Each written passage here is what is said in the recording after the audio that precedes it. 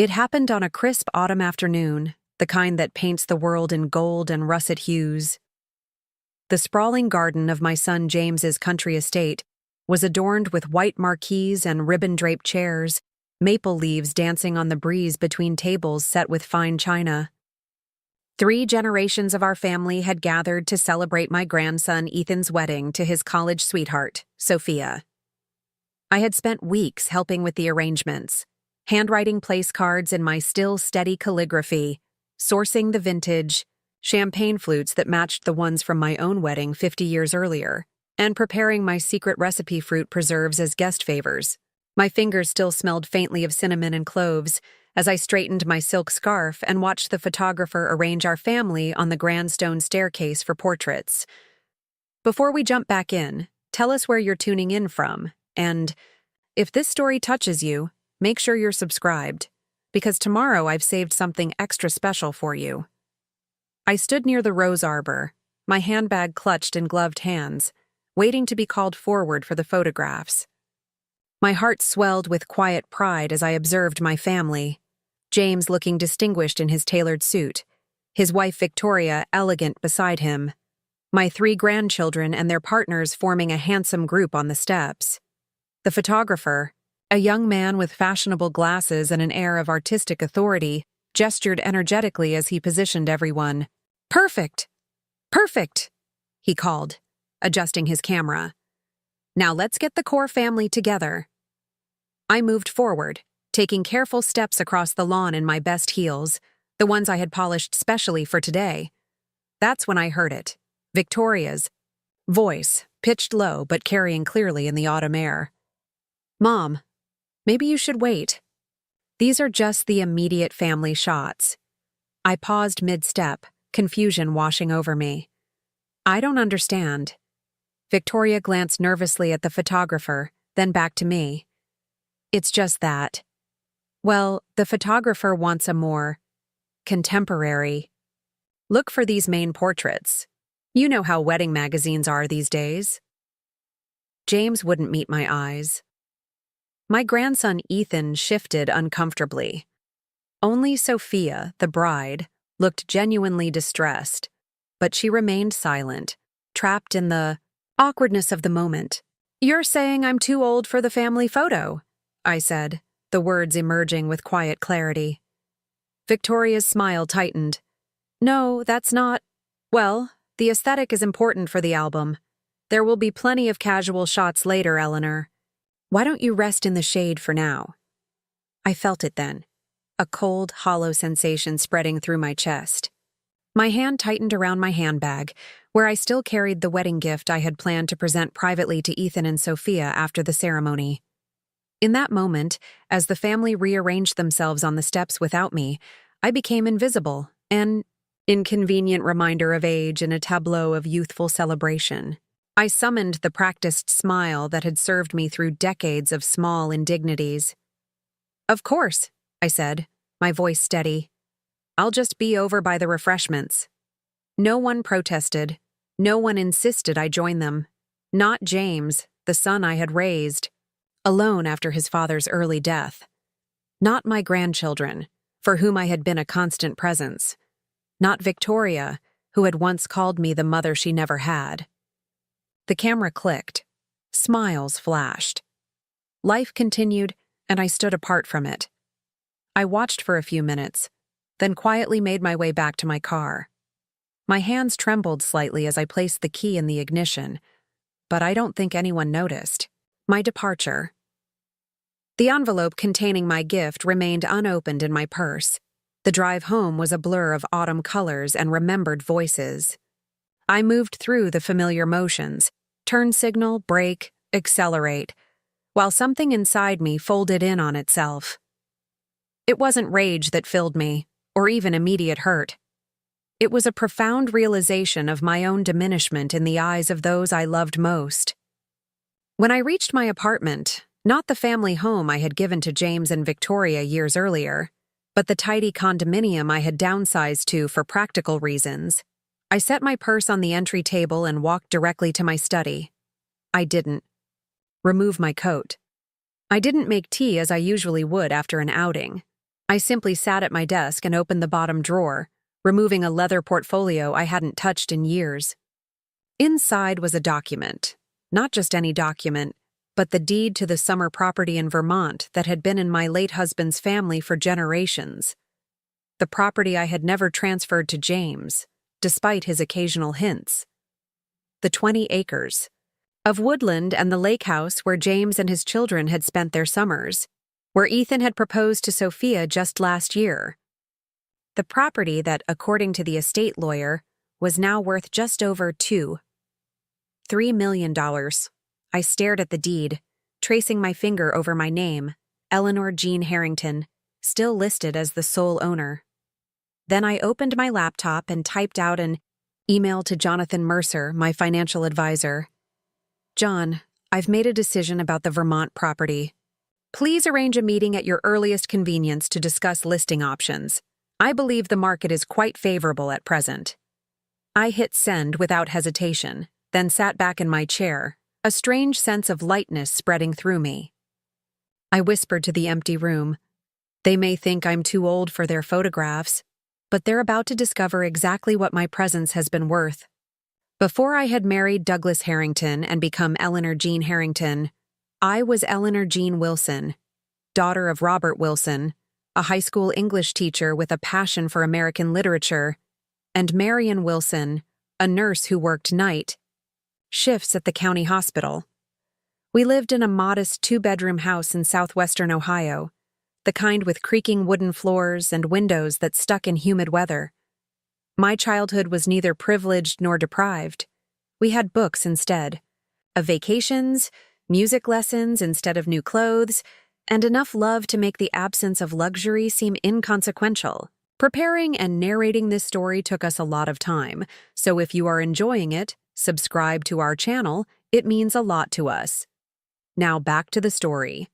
I was 18, preparing to start college on a partial scholarship, when my father suffered a stroke.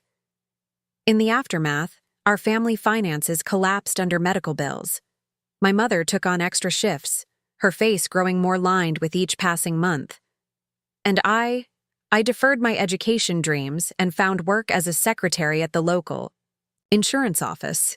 It was there I met Douglas Harrington, 15 years my senior, recently divorced, and visiting from New England to handle his company's expansion into the Midwest. He was kind, soft-spoken, with a quiet confidence that made him seem taller than his actual height. He asked me to lunch 3 times before I accepted. When he proposed 6 months later, my mother cried with relief. My father, speech still slurred from the stroke, clasped Douglas's hand and said, "Take care of our girl." I moved east with Douglas, leaving behind the tight horizons of my hometown for the expansive possibilities of his world. His family, old. New England money, though diminished by generations of modest investment returns, welcomed me with polite reservation.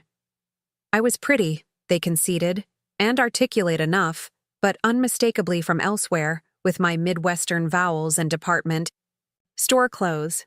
I learned quickly. I observed how his sister held her teacup, how his mother introduced herself at charity functions. I read voraciously, built a vocabulary that would never betray my origins. Within 2 years, I had transformed myself into someone who belonged beside Douglas at board meetings and summer galas, someone who could discuss investments and art with equal ease. When James was born 3 years into our marriage, my transformation was complete. I was no longer Eleanor Wilson from Ohio, but Mrs. Douglas Harrington, mother to the Harrington heir, mistress of a home that had graced the pages of architectural magazines. Douglas died when James was 11, a heart attack on the squash court, sudden and irreversible. I was 34, a widow with a grieving boy and a financial education that had come entirely through marital osmosis. Douglas's partners at the firm expressed their condolences and their certainty that I would want to sell his shares back to them to avoid the burden of business concerns during this difficult time. I smiled, thanked them for their consideration, and informed them I would be retaining Douglas's position on the board. Their faces, those carefully composed masks of corporate sympathy, cracked just enough to reveal their surprise. I spent the next week reviewing every contract, every balance sheet, every investment strategy Douglas had ever brought home. I hired a retired finance professor to tutor me privately. And when I walked into the next board meeting, I asked questions so precise, so targeted, that no one dared suggest my presence was ceremonial again. For the next 2 decades, I balanced motherhood and business with a determination born of knowing how quickly security can vanish. I maintained the family home, managed our investments, and ensured James received every advantage: private school, summer sailing lessons, college without student loans, and connections to establish his own career. Throughout it all, the Vermont property remained our sanctuary. The lake house wasn't grand by Harrington standards, just 4 bedrooms, a stone fireplace, and a screened porch that caught the evening breeze off the water. But it was there James learned to swim. There he recovered after his teenage heartbreaks. There he first brought Victoria to meet me properly. When James and Victoria married, I gifted them the family home. "You need space for your new family," I told them, already recognizing Victoria's carefully masked discomfort with my daily presence. "And I've always wanted to try city living." I downsized to a luxury condominium closer to the office, giving them space while remaining accessible for grandchildren's birthdays and Sunday dinners. I retired from the board at 65, not because I felt diminished in capacity, but because I wanted time for other pursuits. The watercolor painting I'd deferred, the travel I'd always rushed through for business, the volunteer literacy program I believed in. I maintained my seat on 2 charitable foundations, managed my own investments, and kept my mind sharp with language lessons and current affairs.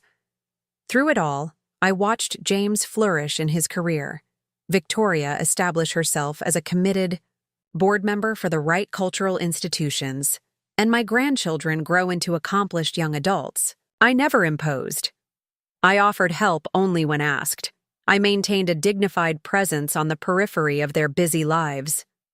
The Vermont property remained mine legally, but functionally belonged to the family. James and Victoria used it for summer, vacations, and winter ski weekends. My grandchildren brought their friends there during college breaks. I visited occasionally, usually when invited for special occasions, sometimes alone during the quieter fall season when the leaves turned and the tourists departed. I had planned to transfer the property to James eventually, perhaps on his 50th birthday, just a few years away. It was understood without being stated, an assumption as solid as the property's stone foundation. Until that moment on the wedding day steps, when I became too old for the family photograph, too old to be included in the visual narrative of our family, too old to be seen. The morning after the wedding, I awakened with the strange clarity that sometimes follows emotional upheaval. The autumn sunlight streamed through my bedroom windows, illuminating dust motes that danced in the still air. For the first time in decades, I had no appointments, no obligations, no calls to make or receive. The family would be occupied with post-wedding brunches and seeing the newlyweds off on their honeymoon. No one had called to check if I had arrived home safely. I made coffee and carried it to my home office, a room Victoria had once diplomatically suggested might be better used as a proper guest room in an apartment this size. The leather portfolio containing the Vermont property deed still lay open on my desk where I had left it the night before. Beside it, my laptop displayed a reply from Jonathan Mercer. "Available to meet today if convenient. Property market exceptionally strong currently. Call my cell when you're up." I hadn't expected such a prompt response on a Sunday, but Jonathan had been my financial advisor for 15 years. He understood the significance of the property, not just its monetary value, but its emotional weight in our family history. I dialed his number, and he answered on the second ring. "Eleanor," he said, his voice warm, "I'm glad you called. Your email caught me by surprise." "It was a surprise to me as well," I replied, keeping my tone light. "But I've been considering my options for some time. This wasn't entirely true, but I had learned long ago that decisions made in apparent haste lose credibility, especially when made by women over a certain age. The Vermont property has considerable value, Jonathan said cautiously, but I was under the impression you intended it to remain in the family. Intentions change, I said, as do circumstances. There was a brief silence. Jonathan and I had worked together long enough for him to recognize when not to probe. I can have a market analysis prepared by tomorrow, he said. And I know several agents who specialize in luxury properties in that region. Would you like me to arrange viewings? Not yet, I said. I'd prefer to explore all options before proceeding. Perhaps we could meet for lunch tomorrow? We arranged to meet at a small French bistro near my apartment, one that valued discretion and served an excellent niçoise salad. After ending the call, I sat with my cooling coffee, considering what had transpired and what might follow. The property represented more than monetary value. It was a symbol of continuity, of family history, of the Harrington legacy I had worked so hard to preserve and extend. Selling it would be a profound statement, one that could not be misinterpreted or dismissed. My phone chimed with a message from Victoria. Mother, you left early yesterday. Hope you weren't feeling unwell.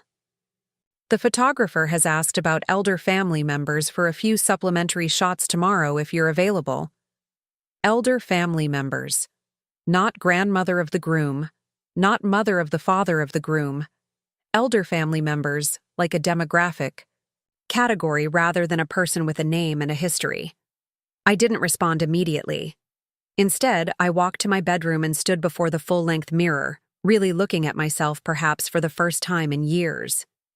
I saw a woman of 73 with carefully colored silver blonde hair styled in a pragmatic bob, skin that showed the inevitable lines of age but remained well-maintained through diligent care, a slender figure kept trim through disciplined exercise and moderate eating habits.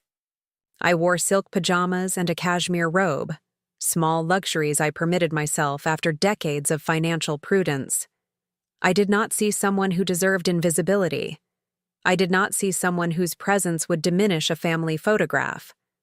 I saw Eleanor Harrington, a woman who had rebuilt herself multiple times, from small-town girl to corporate wife to widow to business leader to retiree, each iteration requiring its own form of courage and adaptation. I returned to my office and typed a reply to Victoria. I'm feeling perfectly well, thank you. I have meetings tomorrow that cannot be rescheduled. Please convey my regrets to the photographer. Then I opened my calendar and began to make entries. Not the usual appointments and reminders, but a different kind of schedule altogether. Monday, meet Jonathan regarding property. Tuesday, contact Helena at the Literacy Foundation. Wednesday, call Marianne about the painting workshop in Santa Fe. Thursday, research river cruises in Europe. For the first time in decades, I was planning a life that orbited around my own desires rather than the gravitational pull of family obligation. It felt foreign. It felt frightening. It felt exhilarating. The next weeks passed in a blur of purposeful activity. I met with Jonathan and reviewed the market analysis for the Vermont property. The value had exceeded even his expectations, boosted by the pandemic-driven exodus from cities to rural retreats. I spoke with a realtor specializing in luxury properties, who assured me that with minimal updating, the property could command top dollar. The provenance adds considerable value, she explained. Families like the Harringtons don't sell their lakefront properties often. There's cachet in that history. I nodded, appreciating the irony. The same family name that had once been my entree into a world of privilege might now fund my liberation from its constraints. I didn't list the property immediately. That would have been rash, and I had never been rash. Instead, I began methodical preparations, having the property appraised, consulting with an attorney about tax implications, researching where I might establish a new summer retreat of my own choosing. During this time, James called twice. Both conversations were pleasant but perfunctory. Updates about Ethan and Sophia's honeymoon, mention of Victoria's latest charity committee, polite inquiries about my health. He didn't mention the wedding, photographs, or my early departure. He didn't notice anything had changed. 3 weeks after the wedding, I received an email from the photographer, a gallery link to preview the wedding album before it went to print. I hesitated before clicking, unsure if I wanted to see the visual evidence of my exclusion. Professional curiosity won out. The images were undeniably beautiful. The photographer had captured the golden autumn light, the historic elegance of the venue, the youthful radiance of the bride and groom. The family portraits on the stone steps were composed with artistic precision, James and Victoria flanking the young couple, my other grandchildren arranged in descending height, everyone connected by subtle positioning and shared coloring. I appeared in exactly 3 photographs, one group shot with distant cousins and family friends, one candid moment at the reception where I was partially obscured by a floral arrangement, and one where I stood alone near the gift table, my expression unreadable beneath my composed smile. 3 photographs out of 342. I had been reduced to less than 1% of the visual record of a family milestone. I closed the browser window and sat very still, allowing the emotions to wash through me without resistance: hurt, anger, disappointment, and finally, a curious sense of release. In that moment, I recognized that I had been fading from the family portrait long before anyone asked me to step aside on those stone steps. The next day, I called Jonathan and said, "Let's proceed with listing the Vermont property." "Are you certain?" he asked, hearing something in my voice that prompted caution. "This is a significant decision, Eleanor." "I've never been more certain," I replied. "And I'd like to establish a new trust with the proceeds. I have some ideas I'd like to discuss." 2 days later, I received an invitation to Sunday dinner at James and Victoria's home. This was unusual. Our family gatherings typically centered around holidays and special occasions, not random weekends. I suspected Victoria's careful hand in this sudden hospitality. Perhaps she had reviewed the wedding photos and realized the optics of my absence. Perhaps James had mentioned my uncharacteristic unavailability for their usual brief check-in calls. Perhaps someone had mentioned seeing me having lunch with a realtor known for handling exclusive properties. I accepted the invitation with a brief, pleasant response. Then I contacted my lawyer and scheduled a meeting for Monday morning. The family home, my former home, looked just as it always did when I arrived that Sunday afternoon. The maple, tree I had planted when James started school, now towered over the front lawn. The brass knocker Douglas had brought back from a business trip to London still gleamed on the navy blue door. Victoria's carefully cultivated roses lined the garden, path where I had once taught James to ride a tricycle. James himself opened the door, his smile warm but his eyes assessing as he kissed my cheek. "You look well, Mom," he said, ushering me inside. "We've missed you these past few weeks." "I've been quite busy," I replied, handing him the bottle of wine I'd brought. A limited vintage from a small vineyard I'd discovered recently, not the usual Bordeaux I knew Victoria preferred. Victoria emerged from the kitchen, wiping her hands on an apron that seemed more decorative than functional. "Eleanor, how lovely. The children are in the garden. They'll be so pleased you've come." There was a note in her voice I hadn't heard before, a slight elevation in pitch, an excess of warmth. She was making an effort, which meant she wanted something. I had observed her employ this technique at countless charity galas, persuading reluctant donors to increase their contributions. "How thoughtful of you to include me," I said, matching her tone. "A Sunday dinner is such a lovely tradition." Something flickered in her expression. Recognition, perhaps, that I understood the sudden invitation was not merely social. but she recovered quickly. "Family is everything," she said, leading me toward the garden, "especially as the children get older and have lives of their own." My grandchildren greeted me with the polite affection I had come to expect. Kisses on the cheek, brief updates on their activities, then a return to their phones and conversations among themselves. Only Sophia, the new bride, seemed genuinely pleased to see me. "I've been hoping to talk with you," she said, drawing me to a quiet corner of the garden while the others discussed some recent sporting event. "I wanted to apologize about the wedding photos. I should have said something." I patted her hand gently. "No apologies necessary, my dear. These things happen." "But it wasn't right," she persisted, her young face troubled. "You're Ethan's grandmother. You should have been in all the family pictures." I studied her for a moment. This young woman who had joined our family with fresh eyes and uncalcused sensitivity.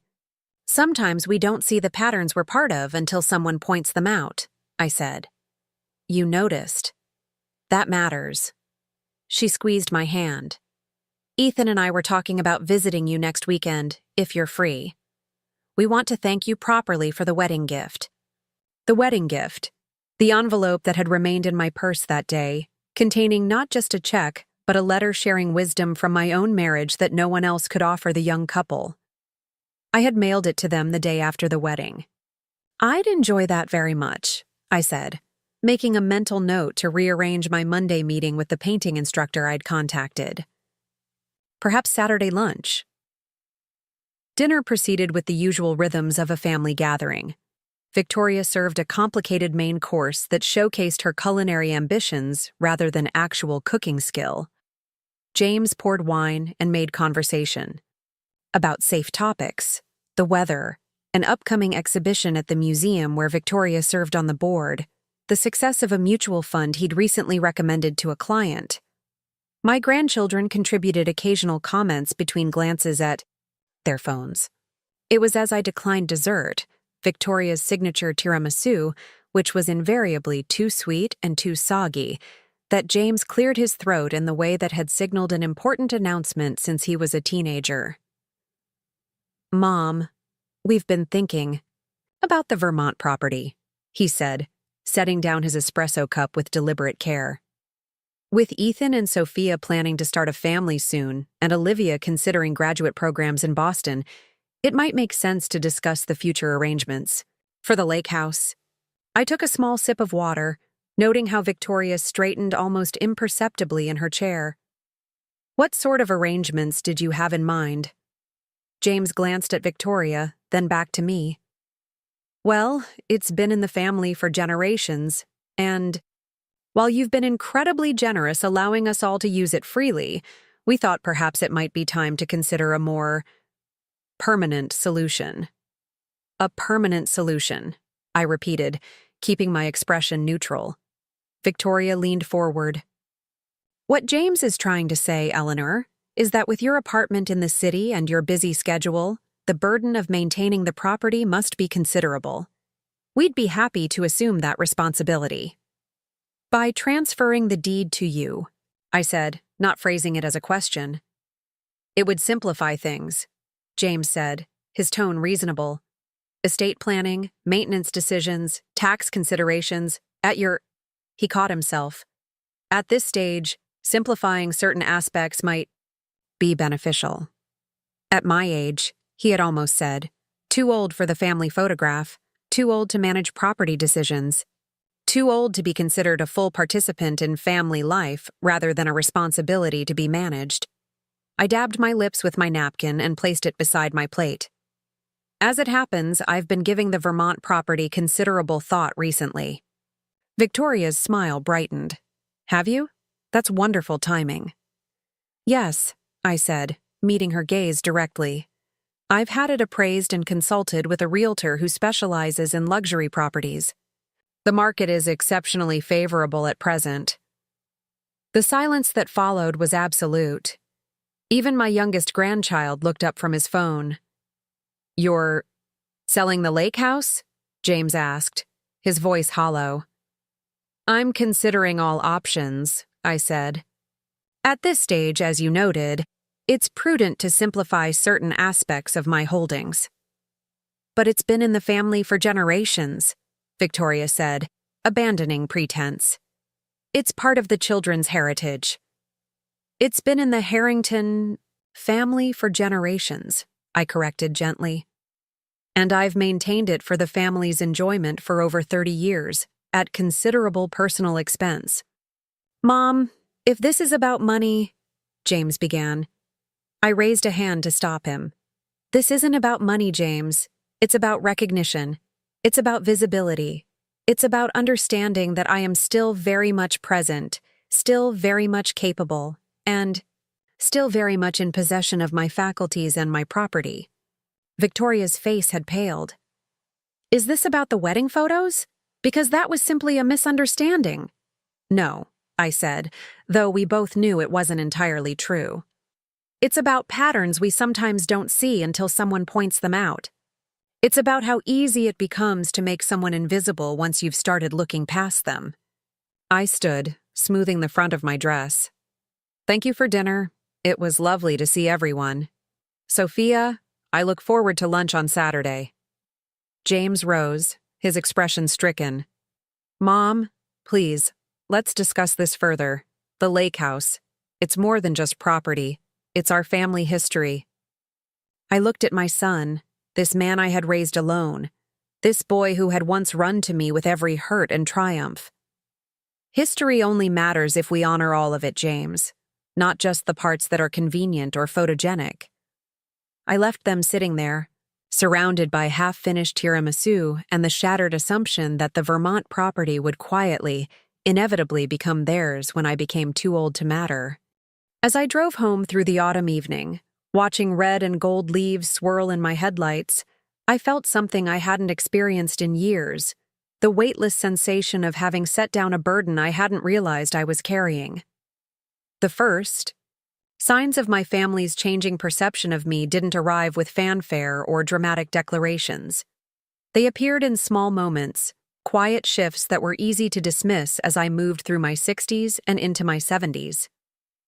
Looking back, I can trace the pattern like following breadcrumbs through a darkening forest. It began with expertise.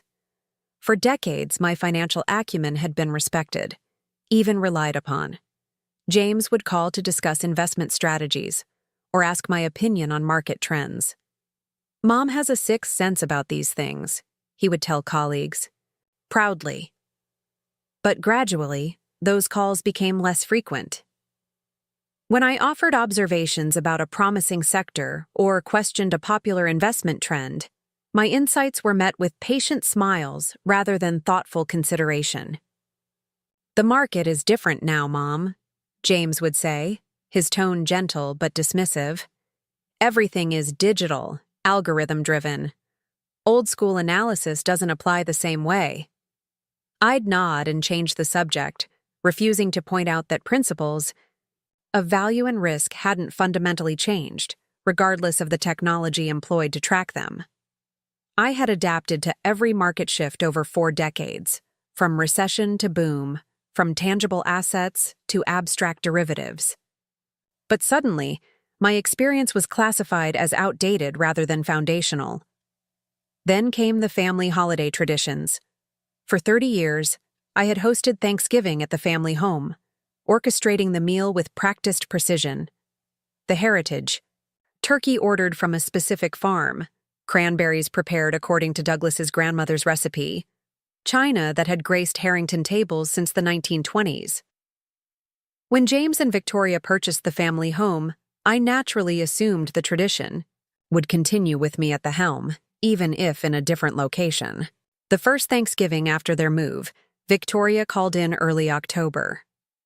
About the holidays, she began, her voice carefully modulated. We've been thinking it might be easier for everyone if we handled the hosting this year. Give you a break from all that work. I don't find it work, I replied. I've always enjoyed our Thanksgiving traditions. Of course, she said quickly, and we'll keep all your traditions. I'll need your recipes, obviously. But the traveling back and forth, the hours of cooking, at your age, you should be able to relax and enjoy the day. At my age, the phrase sounded reasonable, solicitous even. Who wouldn't want to be relieved of hosting duties after decades of service? I provided the recipes, offered advice on timing and preparation, and arrived on Thanksgiving Day as a guest, in what had once been my home. The meal was beautiful. Victoria had a talent for presentation, but fundamentally altered. The turkey came from an organic delivery service. The cranberries contained ginger and star anise. The china remained in cabinets, replaced by artisanal stoneware Victoria had discovered at a craft market. "We've updated a few things," she explained when I commented on the changes, "keeping the essence but making it more contemporary." I smiled and complimented the food, refusing to become the stereotype of the mother-in-law who criticized her daughter-in-law's innovations. But as I watched my grandchildren scoop up Victoria's cranberries without missing the traditional version, I recognized another small erasure, the subtle replacement of my contributions with newer, presumably better alternatives. Next came the photographs. I had always been the family documentarian, maintaining albums that traced our history through carefully selected images and handwritten captions. When digital photography emerged, I adapted, learning to use online platforms to create and order photo books that continued the tradition in modern form. One Christmas, I presented each grandchild with a personalized album, physical books containing photos from their birth through high school graduation, with stories and observations I'd recorded over years of being their grandmother. "This is nice," my granddaughter Olivia said, paging through her album with the quick efficiency of someone assessing an obligation rather than a gift. "Kind of retro." "Yeah, thanks, Grandma," added Ethan, already setting his aside to return to his new electronic device. Later, I overheard Victoria telling her sister on the phone, "Mother Harrington gave everyone these old-fashioned photo albums. Sweet idea, but honestly, who has shelf space for that kind of thing anymore? The kids were polite, but you know how they are. If it's not digital, it barely exists." I didn't mention that the albums had taken months to compile, that I'd sifted through thousands of images to select the ones that best captured each child's spirit and growth. I didn't point out that digital archives, for all their convenience, rarely prompted the kind of reflective remembering that physical photographs invited. Instead, I adapted again. I still created the albums, but kept them in my own home, a private record of a family history that seemed increasingly disinterested in its own preservation. Then there were the visits, or more accurately, their gradual decline. When I first moved to my condominium, James and Victoria would bring the children for Sunday lunches or afternoon teas. As the grandchildren entered their teen years, these visits naturally became less frequent, which I understood and accepted. Adolescents have their own developing lives, their own priorities. But even adult-only dinners or theater excursions dwindled. Invitations came with increasingly elaborate preambles about their busy schedules, as if I needed to be convinced of their importance. "We've been absolutely swamped with the charity gala planning," Victoria would explain. "But we finally have an evening free next month." I always accepted graciously, never pointing out that I too maintained a calendar of commitments and activities. The underlying assumption that my time was infinitely available, unfilled by meaningful engagements of my own, needled me, but I brushed it aside. Pride has never been my primary sin. More telling were the conversations during those increasingly rare gatherings. Topics were carefully curated: grandchildren's achievements, vacation plans, renovations to the house. Whenever I introduced a subject related to my own activities, a lecture series I was attending, a new exhibit at the museum where I volunteered, a perspective on current events, interest would flicker briefly before conversation pivoted back to their concerns. "That sounds interesting, Mom," James would say before immediately turning to Victoria. "Did you tell Mom about Olivia's summer program at Harvard?" I became adept at asking the right questions, expressing appropriate enthusiasm, maintaining the flow of conversation they preferred. I became, in essence, an audience rather than a participant in family discourse, valued for my attention rather than my contribution. Perhaps most painful was the gradual diminishment of my role as grandmother. When my grandchildren were young, I had been a regular presence in their lives, the one who taught them to bake cookies, who took them to museums and theaters, who read them stories with different voices for each character. As they grew, I adapted my approach, attending their sports events and school performances, offering guidance with college applications, providing advice when asked about relationships or career paths. But somewhere along the way, my grandparental capital was devalued.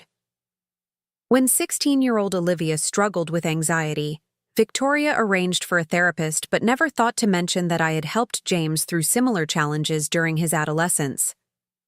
When Ethan needed advice on applying to business schools, James connected him with colleagues rather than suggesting he speak with me.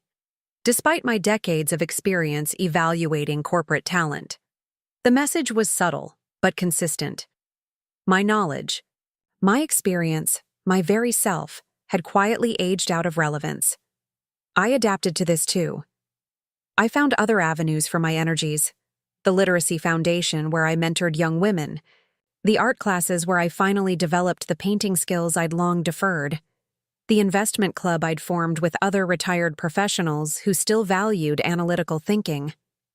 I built a life rich with purpose and connection, even as my family connection gradually attenuated. But I maintained the Vermont property with meticulous care, paying for updates and repairs without discussion, because it remained the one thread that still bound us together in a pattern of mutual appreciation. When the family gathered at the lake house, traditional dynamics temporarily reasserted themselves. I was still Eleanor Harrington there, the one who knew which cabinet contained the extra blankets, who remembered how to coax the old fireplace into perfect drawing, who held the history of the place in living memory. At the lake house, my grandchildren would sometimes seek me out for private conversations on the screened porch, asking questions about family history or their grandfather, or my own youth. Victoria would accept my suggestions about dinner preparations or activities without her usual need to assert her own approach. James would reminisce about childhood summers, momentarily reconnecting with the son who had once valued my presence, unconditionally. So I maintained the property and our tradition of gathering there, recognizing it as the last space where my place in the family hierarchy remained unchallenged. I overlooked the occasional hints that James and Victoria considered the property functionally theirs already, the way they discussed future renovations without consulting me, the casual references to "when this place is ours." I told myself their presumption was natural, even appropriate. The property would become theirs eventually. Family continuity mattered more than legal technicalities. My role was to facilitate transitions, not disrupt them. Until that moment on the wedding day steps, when the transition they truly desired became unmistakable, not just of property, but of narrative control. Not just of legal ownership, but of family visibility. They didn't want to wait for me to step aside. They wanted to erase me while I still stood among them. The meeting with Jonathan Mercer the day after that revealing Sunday dinner took place at his office rather than our usual lunch venue. This was a business discussion, not a social one, and I dressed accordingly in a tailored suit and pearls that had been my signature look during my board years. Jonathan had prepared extensively, as I knew he would.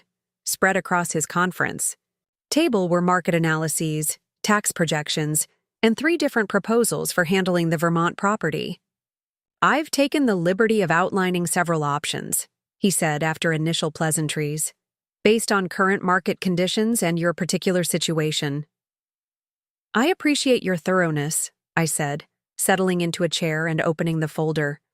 He provided. "Walk me through your thinking."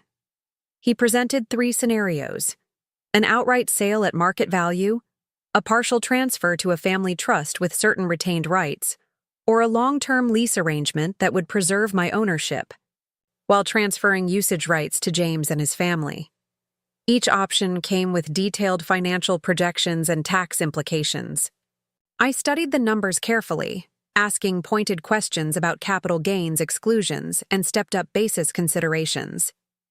Jonathan answered each query with the precision I'd come to expect from him over our years of working together. When the technical discussion concluded, he leaned back slightly. "If I may speak frankly, Eleanor." I nodded, recognizing his shift to personal advisor rather than financial technician. "You've always been strategic about financial decisions. This property represents a significant portion of your overall estate. While the market is indeed favorable for sellers currently, liquidating an asset with this family history is—" He paused, searching for the appropriate word. "Consequential," I supplied. "Exactly. Beyond the financial implications. Have you discussed your intentions with James?" "We've had a preliminary conversation," I said, keeping my tone neutral. "Their current assumption is that I'll simply transfer the property to them." Jonathan nodded. "That would certainly be the most tax-advantageous approach for them." "Yes," I agreed, "but this decision isn't primarily tax-motivated." He studied me for a moment. Jonathan had been my advisor through Douglas's death, through James's education, through my retirement. He had seen me navigate complex financial and personal terrain with consistent rationality. Now he was witnessing something different. Not irrationality, but a shift in my fundamental calculus. "May I ask what is motivating this decision?" I considered deflecting the question but decided on honesty. Jonathan had earned it. "Recognition," I said. Or more precisely, its absence. I explained the incident at the wedding, not with self-pity but with the same analytical clarity I would bring to a business problem. I outlined the pattern of incremental erasure I had observed, the gradual relegation to a peripheral role, the assumption that my purpose now was simply to facilitate their lives rather than live my own. Jonathan listened without interruption. When I finished, he nodded slowly. "I understand," he said. "And for what it's worth, I think you're justified in reassessing your estate plans based on how you're being treated. Too many of my clients, particularly women, feel obligated to maintain plans that no longer reflect their actual relationships." "I don't want to be punitive," I clarified. "This isn't about revenge." "Of course not," he agreed. "It's about alignment, ensuring your resources flow in directions that reflect your values and experiences." He gathered some papers and presented a fourth option, one he hadn't initially included in his formal presentation. "There's another approach I'd like you to consider." The proposal was elegant in its structure. I would sell the Vermont property, but rather than simply banking the proceeds or distributing them according to my existing estate plan, I would establish a new philanthropic foundation. The foundation would focus on areas I had privately supported for years: literacy programs for disadvantaged women, arts education initiatives, and scholarships for students pursuing careers in financial leadership, with an emphasis on female candidates. "You could serve as the foundation's chairperson," Jonathan explained, "with a board that might include family members but also colleagues and professionals who share your vision." I studied the projections. With the Vermont property's sale value as seed funding, supplemented by a portion of my investment portfolio, the foundation could make a significant impact immediately, while growing its endowment to ensure perpetual operation. "This would transform a private asset into a public benefit," Jonathan continued, "while keeping you firmly at the helm of its direction. It would also create a legacy independent of family inheritance, something that reflects your values and accomplishments directly." I tapped my finger thoughtfully on the proposal. "The Harrington Foundation already exists," I noted, referring to the charitable entity Douglas's grandfather had established decades ago. "The Eleanor Wilson Harrington Foundation would be entirely distinct," Jonathan replied, emphasizing my full name, reflecting your specific vision and priorities. My maiden name, included in the foundation's title. My vision, centered in its mission. My legacy, distinct from the Harrington family history I had spent decades honoring and preserving. The idea resonated somewhere deep within me, touching the part that had once been Eleanor Wilson from Ohio, the young woman with academic ambitions, and a world of possibilities before her father's stroke had narrowed her path. The woman who had adapted and thrived within the Harrington world, but had never fully surrendered her separate identity. I'd like to explore this option further, I said, closing the folder. Could you prepare more detailed projections, particularly regarding the scholarship program? Of course, Jonathan replied. And I'll arrange a meeting with Diane Levinson at Harper & Associates. She specializes in foundation establishment and governance. Her guidance would be valuable if you decide to proceed. I thanked him and gathered my belongings, feeling strangely light as I prepared to leave. Jonathan walked me to the door of his office. Eleanor, he said as I was leaving, for what it's worth, I think Douglas would approve of this direction. He always admired your independent thinking. It was one of the first things he mentioned about you. I smiled, touched by the observation and the memory it evoked. Douglas had indeed valued my mind, had encouraged my growth rather than merely tolerating it. He had wanted a partner, not simply a wife who reflected well on him. Perhaps that was why his absence still resonated, even after all these years. Thank you, Jonathan, I said. I believe he would too. As I drove home, I found myself thinking not about James or Victoria or even my grandchildren, but about my parents. My father, the English teacher who had filled our modest home with books and ideas.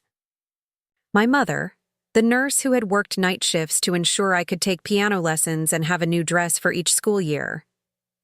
They had wanted more for me than they had themselves. More education, more opportunity, more security. They had hoped I would become a teacher like my father, or perhaps a librarian, respectable professions for a woman of my generation from our background. My marriage to Douglas had surpassed their modest ambitions for me, launching me into a world they could barely imagine.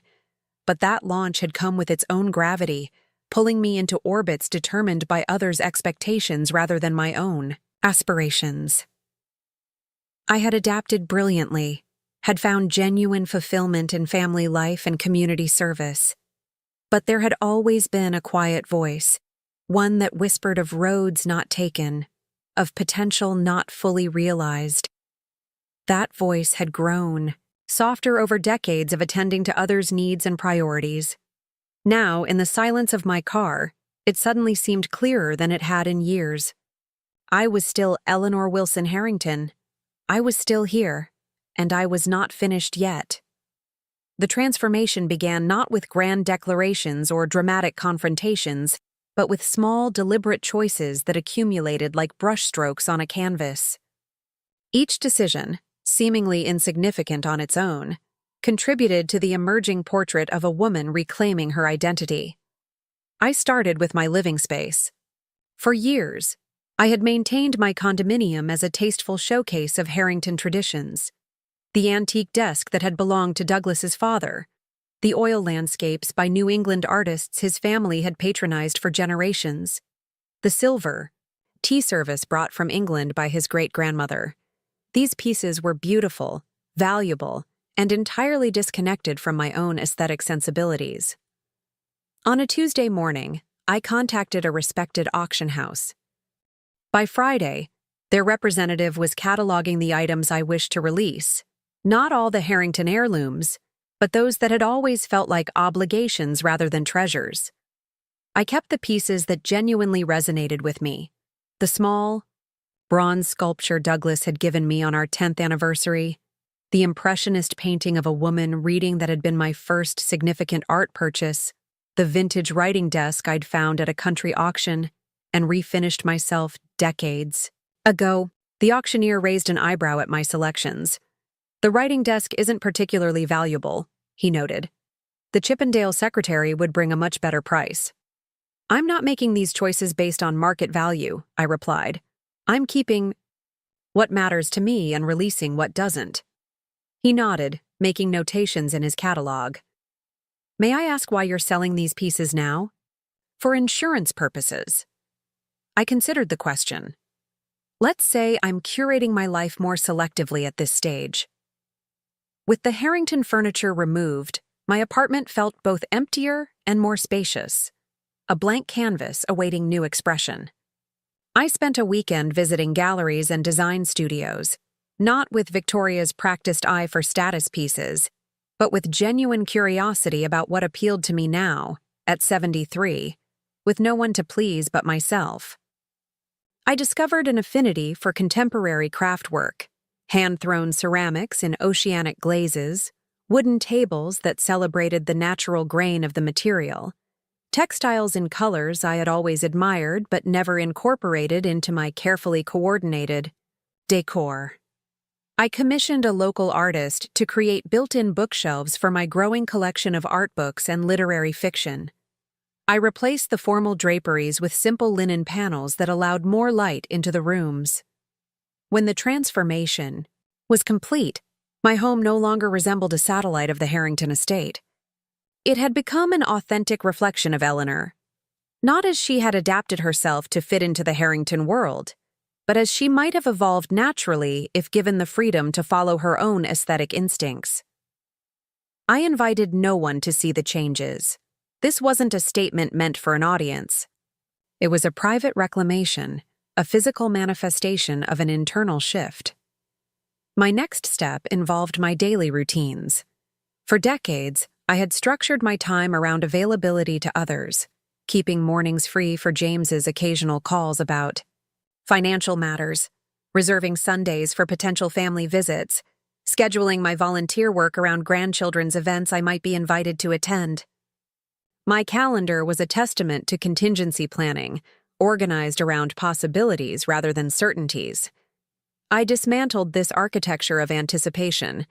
I signed up for a series of master classes at the Art Institute, 3 mornings a week, culminating in a student exhibition. I joined a hiking group that explored urban parks and surrounding nature preserves each Sunday morning. I accepted a position on the Literacy Foundation's executive committee, which met monthly on Thursday afternoons, prime time for school recitals and sports events. When James called on a Tuesday morning during my watercolor class, I let the call go to voicemail and returned it that evening. I was in class, I explained simply when we connected. Class? He echoed, as if the concept required translation. Watercolor techniques at the Aldrich Institute, I said.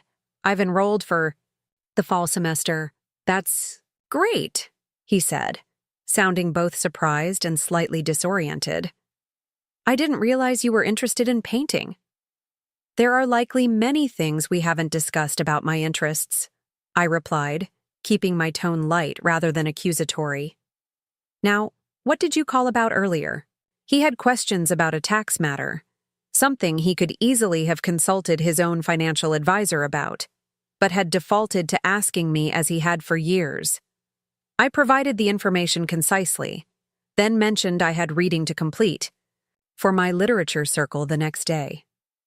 You're certainly keeping busy, he observed, a note of approval in his voice that suggested he found my activities laudable in the way one might praise a child's industriousness. I'm not keeping busy, James, I corrected gently. I'm living my life. The slight pause before his response told me the distinction had registered. Of course, he said. Well, I should let you get to your reading. These small recalibrations continued across all aspects of my life. I reviewed my charitable giving, redirecting funds from organizations the Harringtons had traditionally supported toward causes that resonated more personally with my values. I declined invitations to events that didn't genuinely interest me, regardless of their social cachet. I began writing daily, not with publication ambitions, but as a practice of clarifying my thoughts and experiences in my own words. Through it all, I maintained a calm exterior. This wasn't a rebellion or a crisis. It was a deliberate realignment, bringing my external circumstances into harmony with my internal truth. The meeting with Diane Levinson of Harper & Associates took place 6 weeks after my initial consultation with Jonathan. By then, I had reviewed multiple proposals for the foundation structure, refined the mission statement, and identified potential board members beyond family circles. Diane was perhaps 60, with the focused energy of someone who had found her professional sweet spot. Her office featured photographs of her with various charitable organizations' leadership teams, alongside shelves of legal references and what appeared to be sociology and public policy texts. "Jonathan has briefed me on your general concept," she began after introductions, "but I'd like to hear directly from you what you envision for this foundation." I outlined my vision, a foundation focused on 3 interconnected areas: financial literacy for women, particularly those from disadvantaged backgrounds; scholarships for female students pursuing business and finance education; and arts accessibility, programs for communities with limited cultural resources. These might seem disparate, I acknowledged, but they reflect domains where I've observed significant gaps throughout my life, gaps that particularly affect women's ability to achieve economic independence and cultural engagement. Diane nodded, taking notes. These are all areas with demonstrated need and relatively few targeted funding sources. What precipitated your interest in establishing a foundation now, rather than through your estate planning? I appreciated her directness. I've reached a point in my life where I want to actively participate in directing my philanthropic impact, rather than simply designating funds for future distribution. I want to build something while I can still shape its development and see its initial effects. She studied me carefully. And the choice to establish a separate foundation, rather than working through existing family charitable vehicles? The Harrington Foundation has its own established priorities and governance structure, I replied. What I'm envisioning is distinct enough to warrant independent organization. She nodded, seemingly satisfied with my answer. Jonathan mentioned that the seed funding would come primarily from the sale of a family property. The Vermont Lake House, yes, it's currently on the market. And your family is supportive of this decision? I met her gaze directly. They're adjusting to it. A small smile flickered across her face, the knowing expression of a woman who had witnessed many family dynamics in her professional capacity. I see. Well, let's discuss governance structure. You've mentioned serving as the founding chairperson, with a board that includes both family and non-family members. We spent the next 2 hours detailing the practical aspects of establishing the foundation: legal requirements, tax implications, staffing needs, and governance protocols. Diane was thorough and insightful, offering suggestions that strengthened the conceptual framework I had developed with Jonathan. As our meeting concluded, she gathered her notes and gave me an appraising look. For what it's worth, Mrs. Harrington, I think this is an excellent approach to legacy building. Too often, I see clients default to traditional inheritance patterns without considering more meaningful alternatives. Please call me Eleanor, I said, and thank you. This feels like the right direction, even if it wasn't what I initially envisioned for this stage of my life. The best legacies often emerge from revised plans, she observed. My grandmother used to say that life's third act is wasted if it's just an extended curtain call. It should contain its own developments and revelations. I smiled at the theatrical metaphor. Your grandmother sounds like a wise woman. She was, Diane confirmed. Started her own business at 60 after my grandfather died unexpectedly. Built it into something impressive over the next 15 years. I keep her picture on my desk as a reminder that timelines are largely artificial constructs. As I left her office, I felt a growing certainty about my course. The foundation wasn't merely a reaction to family disappointments or a redirection of assets. It represented a positive choice, a commitment to values and possibilities that had always mattered to me, but had often been subordinated to family priorities and expectations. The Vermont property sold more quickly than even the realtor had anticipated. A tech entrepreneur from Boston, looking for a legacy property for his young family, offered slightly above asking price with minimal contingencies. The closing was scheduled for the end of the month. I had informed James of the pending sale via email, a written communication that allowed me to present the information clearly and completely without interruption or emotional complication. His response was a terse phone call that went directly to my voicemail. "Mom, we need to discuss this. Call me." I didn't call immediately. Instead, I finished my morning at the Literacy Center, working with a young woman preparing for her business school entrance exams. Maria was 27, brilliantly intelligent, and the first in her family to attend college. She had worked as a bank teller while completing her undergraduate degree at night, and now aspired to an MBA that would position her for management roles. "I keep second-guessing myself," she confessed as we reviewed her practice essays. "Like somehow I don't belong in these programs, even though my test scores are competitive." "That feeling has a name," I told her. "Imposter syndrome, and it's particularly common among women entering traditionally male-dominated fields." "Did you ever feel that way?" she asked. "You seem so confident." I smiled at her perception. "For years, every time I walked into a board meeting, every time I challenged an investment strategy proposed by one of my late husband's colleagues, the difference wasn't that I didn't feel it. It was that I acknowledged the feeling and proceeded anyway." She nodded slowly. "Proceed anyway. I like that approach." "It served me well," I agreed. "And now it's your turn to proceed anyway, all the way to that corner office you're aiming for." When I finally called James that evening, I felt centered in a way I might not have earlier in the day. The conversation with Maria had reminded me why the foundation mattered, why creating opportunities for women like her was worth disrupting comfortable family assumptions. "You've sold the property." James's voice was controlled but strained when he answered, without any family discussion. "I informed you I was considering all options," I replied calmly. "And yes, I've accepted an offer."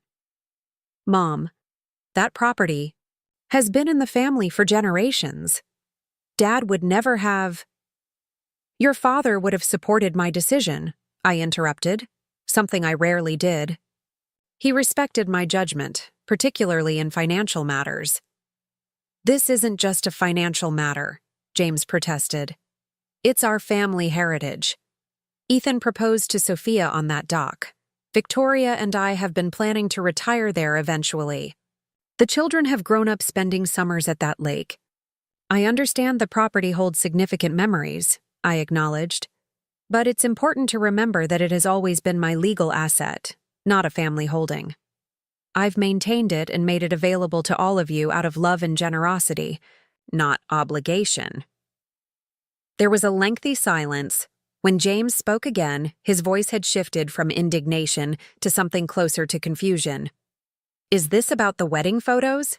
Because that was Victoria's idea, not mine. And I should have said something. I know that now." "This isn't about a single incident," I said, though that moment crystallized certain patterns I had been observing for some time. "What patterns?" he asked, sounding genuinely bewildered. "We've always respected you, always included you in family events." "Included me, yes. But seen me? Heard me? Valued my ongoing contributions rather than just my historical role?" I kept my tone reflective rather than accusatory.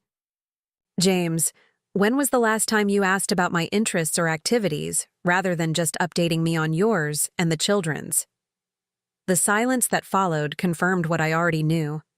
He couldn't remember because it hadn't happened, at least not in any meaningful way for years. "I thought we had a good relationship," he said finally, his voice smaller. "We do," I assured him. "But it's a relationship that has gradually positioned me as an audience for your lives, rather than a participant with a life of my own. I've allowed that dynamic, so this isn't about blame. It's about correction. By selling the lake house? The edge had returned to his tone. By recognizing that I'm still actively writing my own story, not just serving as a supporting character in yours. I paused, then added, the proceeds from the sale are being directed toward establishing a foundation, the Eleanor Wilson Harrington Foundation. I'd like you to consider serving on the board, if that's something that interests you. A foundation? He sounded caught off guard by this development. What kind of foundation? I outlined the mission and structure, explaining how the organization would support women's financial literacy, education, and cultural engagement. As I spoke, I could almost hear him processing, adjusting his understanding of what was occurring. This is significant, he said when I finished. You've clearly put considerable thought into it. I have, I confirmed. It's important to me to create something meaningful with these resources, something that reflects my values and experiences. Another silence stretched between us. I need some time to process this, he said finally. And I should talk with Victoria. She's pretty upset about the sale. I understand, I said. Take whatever time you need. The foundation planning is proceeding, but there's no immediate deadline for board decisions. After we disconnected, I sat in my newly redesigned living room, watching evening light play across the ceramic vessels displayed on my reclaimed wood shelves. The conversation had been difficult but necessary, the first honest exchange James and I had shared in years, though he likely didn't recognize it as such. I felt no triumph, no vindication, only a quiet certainty that I was finally proceeding with authenticity, regardless of the discomfort it might generate in those accustomed to my compliance.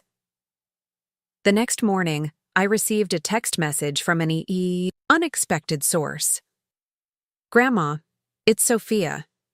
Could we have coffee tomorrow instead of waiting for Saturday? Just the two of us? I responded affirmatively, curious about my newest grandchild's initiative. We arranged to meet at a small cafe near her workplace, a gallery where she had recently been promoted to assistant curator. Sophia arrived promptly, dressed in the understated elegant style that came naturally to her. She embraced me warmly, before settling across from me at the corner table I'd secured. Thank you for meeting me, she began after we'd ordered. I wanted to talk with you privately, away from family dynamics. That sounds intriguing, I replied with a small smile. I'm all ears. She took a breath. I've heard about the Vermont property sale and about the foundation you're establishing. At my raised eyebrow, she added, Ethan told me. He heard his parents discussing it last night. I see. And you wanted to express your disappointment? I kept my tone neutral, curious rather than defensive. Actually, no. She surprised me with a direct gaze. I wanted to tell you I think it's incredible. Creating a foundation focused on women's financial empowerment and education, it's inspiring. I studied her face, finding no evidence of insincerity. Thank you, Sophia. That means a great deal coming from you. I was an art history major, she continued. Everyone told me I'd never make a living, that I should focus on something practical. But my grandmother, my mother's mother, had been a museum docent for 30 years. She left me enough money for graduate school and told me to build a life around beauty. That changed everything for me. I nodded, understanding the parallel she was drawing. Your grandmother sounds like a woman who understood the power of targeted support. She was amazing, Sophia agreed. And now you're creating a vehicle to provide that kind of support systematically for women who don't have a grandmother with resources. It's visionary. Her genuine enthusiasm touched me deeply. The foundation is still in its formative stages, but I'm committed to its mission. She hesitated, then asked, would it be completely inappropriate for me to express interest in being involved somehow? I don't mean as a board member. I know that's for family and experienced professionals. But perhaps in some advisory capacity regarding the arts accessibility programs? I've been working on outreach initiatives at the gallery, trying to engage communities that typically don't participate in the art world. Her question caught me off guard, not because it was unwelcome, but because it was the first time any family member had expressed interest in the foundation as something other than a diversion of their expected inheritance. That wouldn't be inappropriate at all, I said warmly. In fact, your perspective would be incredibly valuable as we develop that aspect of the program. Relief washed across her face. Oh, I'm so glad. I wasn't sure if it would be overstepping, given the tensions about the property sale. Sophia, I said gently, the foundation isn't about creating division. It's about directing resources meaningfully. Your interest in its mission is exactly the kind of engagement I'm hoping for, based on shared values rather than obligation. She nodded, understanding. That makes perfect sense to me. And honestly, Grandma Eleanor, I just want you to know that I see you. I see what you're building, and it's remarkable.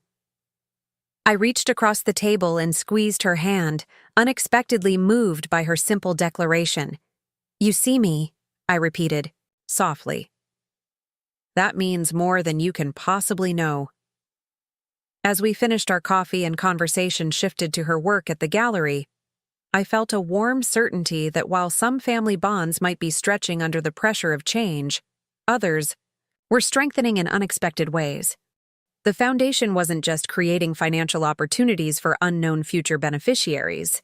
It was already creating new connections within my own family, connections based on genuine alignment rather than assumed obligation. I was not too old to matter. I was not too old to create meaningful change. I was not too old to be seen. I was, perhaps for the first time in decades, fully present in my own life. Not as a supporting character, not as a benevolent ancestor, but as a woman with agency, purpose, and an unfinished story still being written. In her own hand. The official launch of the Eleanor Wilson Harrington Foundation occurred on a brilliant October morning, exactly 3 months after I had been deemed too old for my grandson's wedding photographs. The venue was the central atrium of the city's Contemporary Art Museum, a soaring glass space filled with light and possibility. I had chosen it deliberately, preferring its forward-looking architecture to the wood-paneled formality of the venues where Harrington events were traditionally held. Standing at the podium, surveying the gathering of nearly 200 guests, I felt a curious sense of déjà vu. I had hosted countless charity events over my decades as a Harrington, had planned seating arrangements, approved menus, written thank you notes to donors. But today was fundamentally different. This wasn't an obligation of marriage or social position. This was the culmination of a choice I had made for myself, a commitment to values that had always been mine but had often been subordinated to family expectations. Welcome, I began, my voice steady despite the emotion swelling beneath my carefully prepared remarks. Today marks not just the launch of a new foundation, but the continuation of a lifelong belief in the power of education, financial literacy, and cultural engagement to transform lives. As I spoke about the Foundation's mission and initial grant programs, I was acutely aware of the faces in the audience. Jonathan Mercer sat in the front row, his expression reflecting professional satisfaction in a plan well executed. Diane Levinson was beside him, her keen eyes missing nothing as she assessed the gathering. Maria, my tutoring student, had arrived early and secured a seat near the front, wearing a new suit she had saved for months to purchase. And my family, they were present but not centered, for perhaps the first time in our shared history. James and Victoria sat in the third row, their expressions a complex mixture of pride and lingering discomfort. Ethan and Sophia were closer to the front, Sophia's face alight with genuine enthusiasm. My other grandchildren were scattered throughout the room, their attendance reflecting various levels of obligation and interest. The path that led to this foundation's creation wasn't direct or planned from the outset, I continued, departing slightly from my prepared text. Like many of life's most meaningful journeys, it emerged from reassessment and redirection, from the recognition that we are never too old to contribute, never too established to grow, never too defined by others, perceptions to redefine ourselves. I saw Victoria shift slightly in her seat, her shoulders tensing. James placed a hand over hers, a small gesture of support that surprised me. Perhaps they recognized themselves in my words. Perhaps they didn't. What mattered was that I was speaking my truth without apology or dilution. The Eleanor Wilson Harrington Foundation will focus on 3 interconnected areas, I explained, outlining our initiatives in women's financial literacy, education, and arts accessibility. These pillars reflect both observed needs and personal passions, the intersection where effective philanthropy often flourishes. As I introduced the Foundation's inaugural board members, a diverse group including financial experts, educators, arts administrators, and yes, selected family members, I felt a profound sense of rightness. This was not the culmination of my life's work, but a new beginning, a third act that honored everything that had come before while refusing to be limited by it. The reception following the formal announcement hummed with genuine energy. Unlike many charity events I had attended over decades, where social positioning often overshadowed stated purposes, this gathering felt authentically engaged with the Foundation's mission. I moved through the room, connecting potential donors with program directors, introducing community leaders to each other, ensuring that Sophia had opportunities to share her insights on arts accessibility with key decision-makers. Midway through the reception, I found myself momentarily alone near one of the atrium's massive windows. The autumn sunlight streamed through, warming my face and illuminating the simple pendant I wore. A piece of sea glass wrapped in silver, wire that I had purchased from a local artisan rather than wearing the Harrington pearls that would have been my automatic choice a year earlier. Mom. I turned to find James standing beside me, a flute of champagne in his hand. His expression was open in a way I hadn't seen in years, vulnerability replacing the polished confidence he typically projected. "The Foundation launch is impressive," he said. "Very well executed." "Thank you," I replied, recognizing that, from James, who had inherited his father's meticulous standards, this constituted high praise. He gestured toward the room, where animated conversations continued among diverse groups of attendees. "You've brought together an interesting mix of people. Not the usual suspects." "That was intentional," I acknowledged. "Fresh perspectives often yield more innovative approaches." He nodded, taking a sip of champagne before asking, "How are you feeling about all of this?" The question surprised me, not because it was inappropriate, but because it represented a departure from our recent pattern of interaction. James hadn't asked about my feelings in a genuine way for longer than I could readily recall. "I feel," and I paused, considering how to articulate the complex emotions of the day. "Present, purposeful, aligned with myself in a way that's both new and familiar." His brow furrowed slightly. "New and familiar. That's an interesting combination." "It's like rediscovering a part of yourself that got set aside," I explained.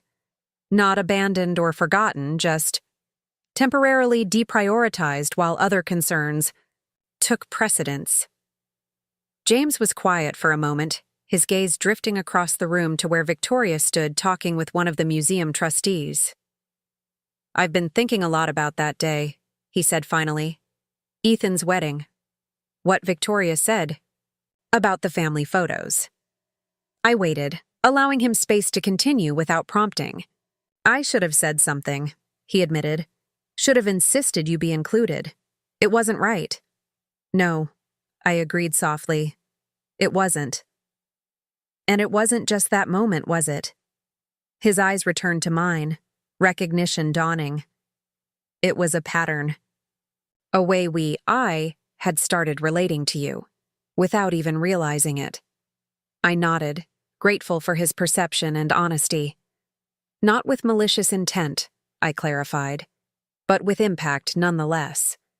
I'm sorry, Mom. The words were simple, but delivered with genuine regret. Really sorry. I know, I said, reaching out to touch his arm lightly. And I accept your apology. But this, I gestured around us at the foundation launch, isn't about apologies or making amends.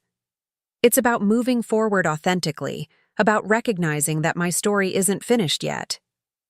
The Eleanor Wilson Harrington story, he said, emphasizing my maiden name in a way that felt like acknowledgement rather than criticism. I don't think I ever really thought about what it meant for you to become a Harrington. How much adaptation that required. It was a choice I made gladly, I assured him. I loved your father deeply. I embraced the life we built together.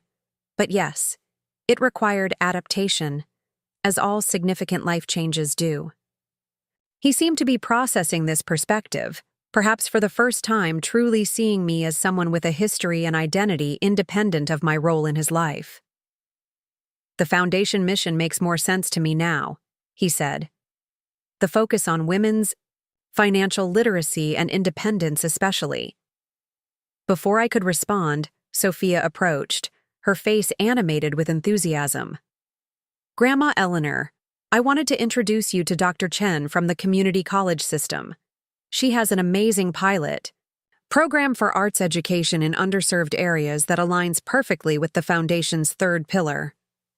James smiled at his daughter-in-law's evident excitement.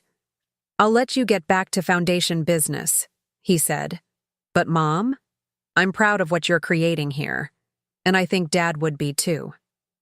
The comment touched me deeply, not because I needed his approval or validation, but because it suggested he was beginning to see the foundation as an extension of my values rather than a rejection of family tradition. As the event wound to a close, I found myself standing with Jonathan near the exit, thanking guests as they departed. A successful launch by any measure, he observed. You've generated substantial interest and commitment. It feels right, I said simply. Like something I should have done years ago.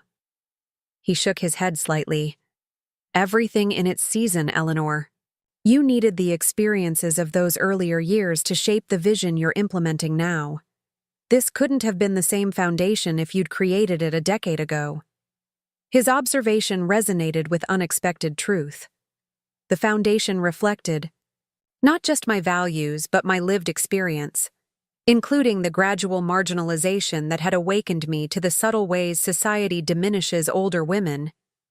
Without that awakening, would I have recognized the importance of creating pathways for women's continued relevance and contribution? Would I have understood so viscerally the connection between financial independence and personal agency? You're right, I acknowledged. Everything in its season.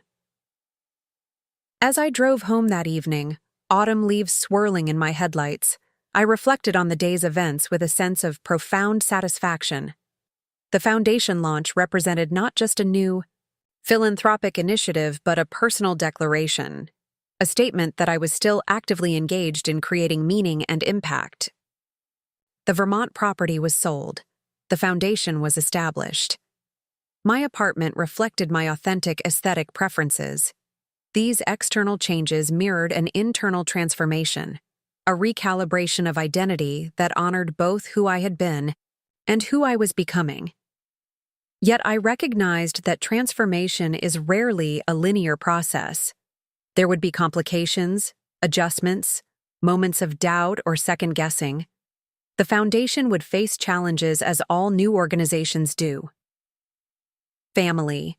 Relationships would continue to evolve, some healing, others perhaps changing form or function. But for the first time in decades, I was moving through the world primarily as Eleanor, not as Douglas's widow, not as James's mother, not as the Harrington family matriarch, but as a woman with her own distinct purpose and presence. The following, Sunday, my doorbell rang unexpectedly. When I opened it, I found Victoria standing in the hallway, a portfolio clutched in her hands, her expression uncharacteristically uncertain. "Eleanor," she said, the formality of using my name rather than Mother Harrington immediately signaling a departure from our usual dynamic. "I hope I'm not interrupting anything. I should have called first." "Not at all," I replied, genuinely surprised by her unannounced visit. "Please come in." She entered my apartment, her eyes widening slightly as she took in the transformed space. The last time she had visited had been before my redecoration, when Harrington antiques and traditional furnishings had still dominated the rooms. "You've made changes," she observed, running her hand over the back of a contemporary chair crafted from bent wood. "It's quite different."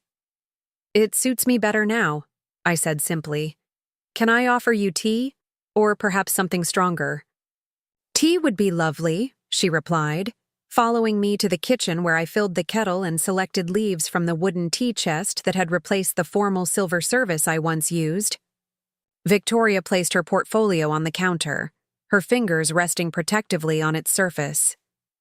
"I've been thinking about the foundation," she said, watching as I prepared the teapot, "about its mission and approach." I nodded encouragingly, but didn't interrupt. This was clearly difficult for her, and I wanted to allow her the space to express herself fully. "The focus on women's financial literacy, it's important work," she continued. "More important than I initially recognized." The kettle whistled, and I poured steaming water over the tea leaves, the familiar ritual giving us both a moment to gather thoughts. After the launch event, I found myself reflecting on my own relationship with financial matters, Victoria admitted. "Despite serving on charitable boards and managing substantial household resources, I've always deferred to James for investment decisions, retirement planning, even basic portfolio management." This acknowledgement surprised me. Victoria had always projected such confidence in her role as my son's wife, as a mother, as a community leader. I had assumed this confidence extended to all domains of her life. "That's not uncommon," I said gently. "Financial education for women has historically been overlooked or actively discouraged." "But you didn't defer," she pointed out. "After Douglas died, you took control of everything, the business interests, the investments, the property management. You became financially self-determining in an era when that was far less common than it is today." I carried the teapot and cups to the living room, gesturing for her to join me in the comfortable seating area overlooking the city park below. "I had no choice," I explained as we settled ourselves. "There was James to consider, his future to secure. I couldn't afford the luxury of financial passivity." Victoria nodded, cradling her teacup. "Necessity as a catalyst for growth. I understand that conceptually, but I've never experienced it directly." She hesitated, then added, "I've been fortunate, perhaps too fortunate in some ways." I sipped my tea, allowing her the space to continue at her own pace. "The thing is," she said finally, "I'd like to develop more financial literacy myself. And more than that, I'd like to contribute to the Foundation's work in this area." She opened the portfolio she had brought, revealing a detailed proposal. "I've drafted some ideas for a workshop series targeting women in transitional life stages. New graduates, new mothers, women contemplating divorce or widowhood, women approaching retirement." I reviewed the materials with genuine interest. The proposal was thoughtfully constructed, reflecting considerable research and planning. Victoria had identified qualified facilitators, outlined curriculum components, and even suggested evaluation metrics to measure program effectiveness. "This is impressive," I said, turning the pages slowly. "You've put significant thought into this." "I have," she confirmed. "After the initial shock of the Vermont property sale and the Foundation announcement." She paused, meeting my eyes directly. "After I got over myself essentially, I realized there was an opportunity here. not just to repair family dynamics, but to contribute to something meaningful. Her candor was refreshing, a departure from the carefully managed interactions that had characterized our relationship for decades. The workshop series would be an excellent addition to our financial literacy pillar, I told her. Would you be interested in presenting this to the program committee at our next meeting? Relief and pleasure washed across her face. I would. Very much. As we continued discussing the proposal's details, I observed a different Victoria emerging. One who was engaged with ideas rather than appearances, passionate about substance rather than status. Perhaps she too had been constrained by unspoken expectations and assumptions. Perhaps she too was capable of reinvention. When she departed an hour later, there was a new ease between us, not the forced cordiality of our previous interactions, but something approaching genuine connection. We had found common ground not through family obligation, but through shared purpose. Later that week, I received an unexpected delivery, a large flat package carefully wrapped in protective materials. The enclosed card read simply, "Found this. While organizing old files. Thought you might want it. James." Inside was a framed photograph I had never seen before, a candid shot taken at Douglas's office holiday party the year before his death. In it, Douglas and I were caught in mid-conversation, leaning toward each other with matching expressions of amused intelligence. We were clearly partners in that moment, equals engaged in some shared observation or private joke.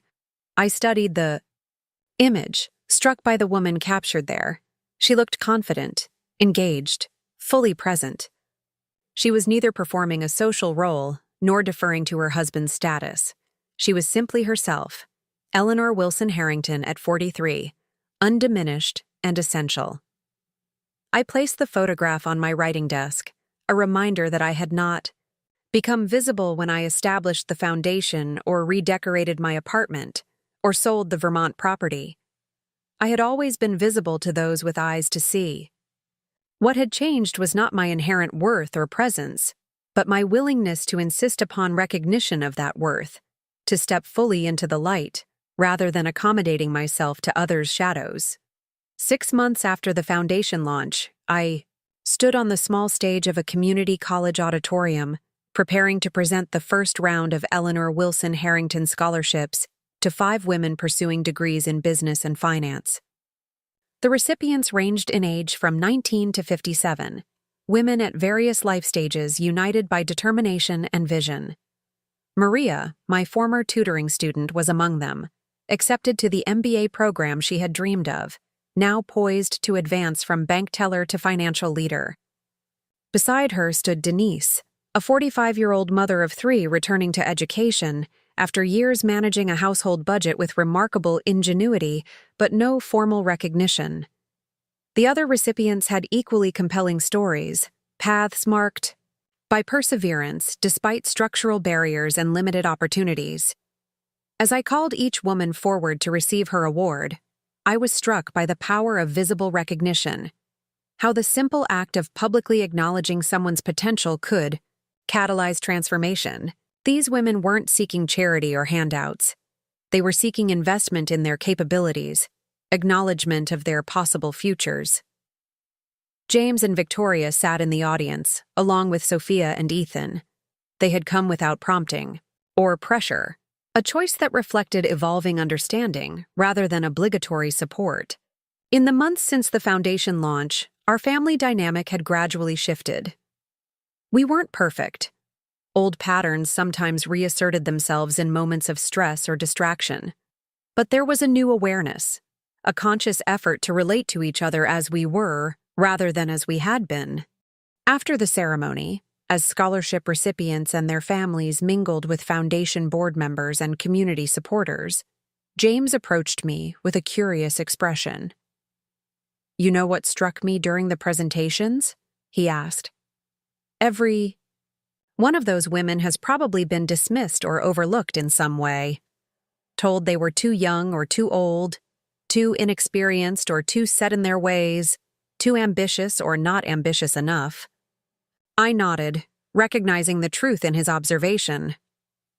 But they persisted anyway, he continued, just like you did. They refused to accept the limitations others tried to impose. Persistence is a powerful force, I agreed, especially when coupled with opportunity. He smiled slightly.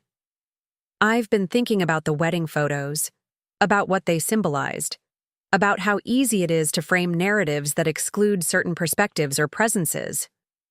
And, I prompted, gently.